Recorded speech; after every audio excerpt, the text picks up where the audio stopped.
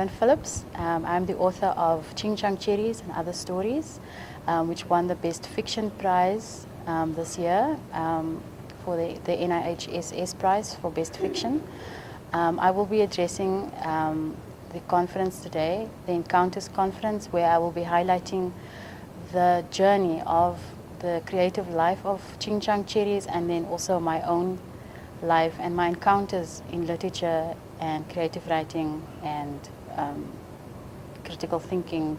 I think a conference like this is very important because the conference is saying that we are inviting leaders in humanities, in critical thinking that is building towards finding a literature and a narrative for South Africa and for Africa at large. And I'm very honored to be part of today's session.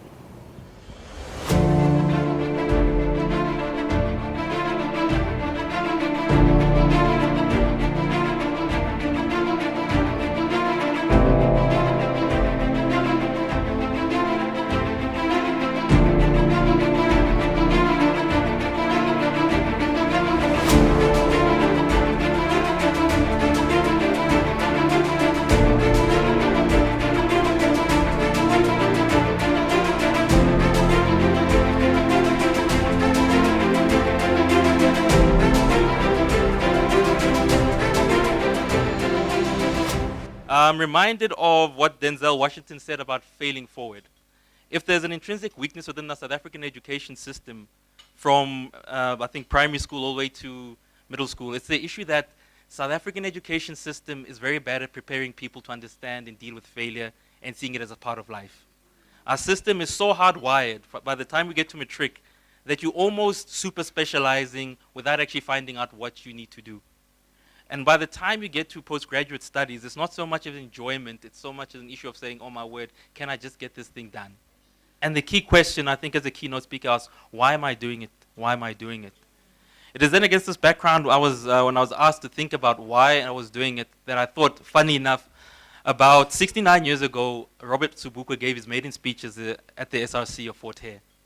He says, for the first time, we see a glimmer of hope of what Africa is going to be about. Part of what gets you through the proposal and the rejection, the fact that you start to question yourself, is what is your, to quote that phrase from our president, what is your Lone Star? I caught the CEO speaking on SABC, I think it was Morning Live, and she said, one of the last things you ever hear from an NIHSS graduate is, thank you for the money. Because when it really is over and done with, I don't really think of the money. I think of the fact that you have people and an institute that really wants you to go forward. And yeah, I think so we have to give them a hand there. What we need is to touch humanity, but most important of all, we need to learn to be kind again. So this was the understanding in my mind as I worked through my PhD. The topic was provocative. I wrote about Islamic State, or as many of you know, it is called ISIS. And in confronting the issues that presented, the research and the narrative took me on many emotional ups and downs, exactly as TK said.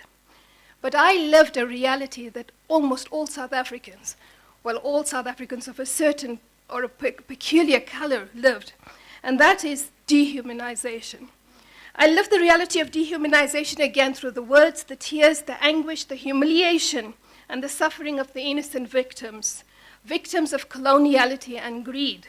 So it is time to know that we do not need to be affirmed.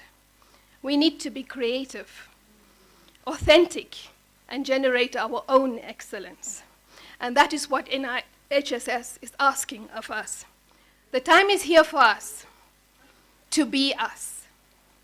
We have to challenge ourselves to be human. Not a white human, not a black human, not a brown human, but human.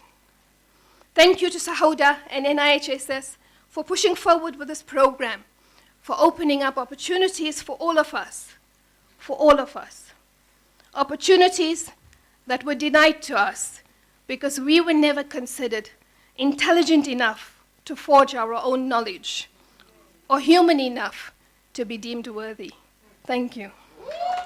It is truly inspiring to look at this sea of red gowns tonight.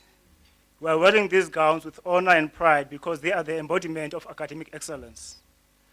our academic pursuit has been a long and arduous journey, one that took a lot of hard work and sacrifice, not only from us as graduates, but also from our families, our mentors, and our supervisors. This is a moment of reflection and appreciation as we cast a retrospective view on our academic journeys. Many of us are the first in our families to attain doctoral degrees. In my case, I was the first graduate in my family. Education is virtually the only way we can break the vicious cycle of poverty in our families and, by extension, our communities. It is against this backdrop that our next task involves ensuring that we are not the last to attain doctoral degrees in our communities. We should encourage and inspire others to start pursuing their dreams and keep pushing the boundaries. We have to make them believe that their dreams are valid. Let us make education fashionable. The establishment of the NIHSS is a huge relief to many of us whose families had no ways and means of taking us through tertiary education.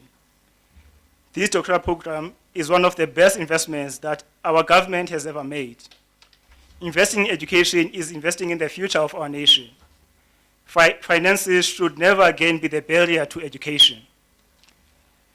We are indebted to the NIHSS for their financial support, thus making us the second cohort of doctoral graduates they have funded. Thank you so much to the NIHSS for organizing such a celebration for us, and for recognizing this achievement, but also a great deal of resilience, that you can survive anything. Guys, once you survive this, you'll get through anything else. And how to self-motivate.